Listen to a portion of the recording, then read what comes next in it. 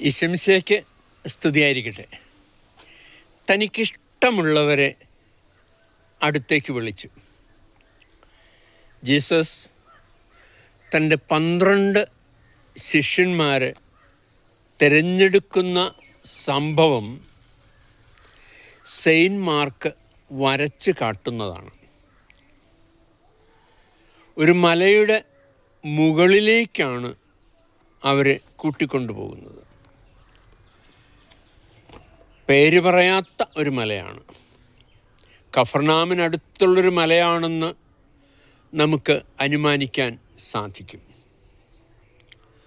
മലമുകളിന് വലിയ പ്രാധാന്യമുണ്ട്. പഴയ നിയമത്തിൽ ദൈവം വസിക്കുന്ന ഇടം, ദൈവം ഇറങ്ങി വരുന്ന ഇടം, ദൈവം സ്വയം വെളിപ്പെടുത്തുന്ന ഇടം എന്നൊക്കെയാണ് മലമുകളിനെക്കുറിച്ച് പറയുന്നത്.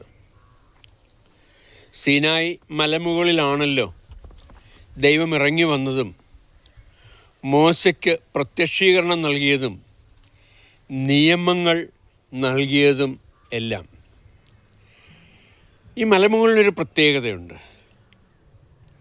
ഇവിടെ ജനക്കൂട്ടമില്ല, ആൾത്തിരക്കില്ല, തിക്കും തിരക്കുമില്ല, ട്രാഫിക്കില്ല, ബ്ലോക്കില്ല, പൊല്യൂഷനില്ല, ഹർത്താൽ പോലുമില്ല. വളരെ ശാന്തമായ അന്തരീക്ഷം. ഈശോ വളരെ കെയർഫുള്ളായിരുന്നു.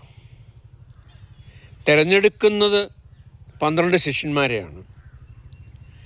എൻ്റെ മരണം വരെ അവരെൻ്റെ കൂടെ ഉണ്ടാവേണ്ടവരാണ്. എൻ്റെ ജീവിതം സംഭവബഹുലമാണ്.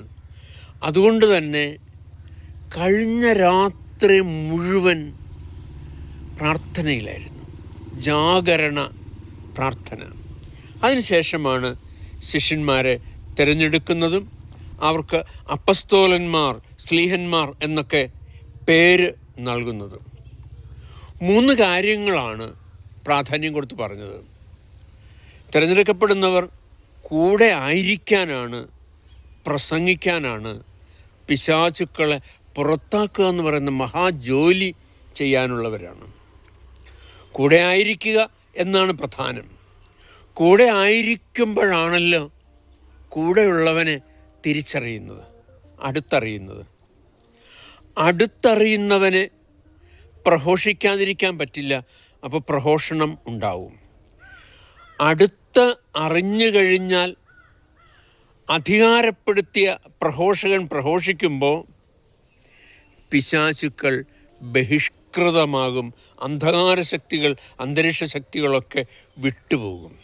ഈശോ പറഞ്ഞു വയ്ക്കുന്നത് പരമപ്രധാനമായ കാര്യം കൂടെ ആയിരിക്കുക എന്നതാണ്. ശിഷ്യൻ ഗുരുവിൻ്റെ കൂടെ ആയിരിക്കണം എന്ന് സാരം. ആമേൻ.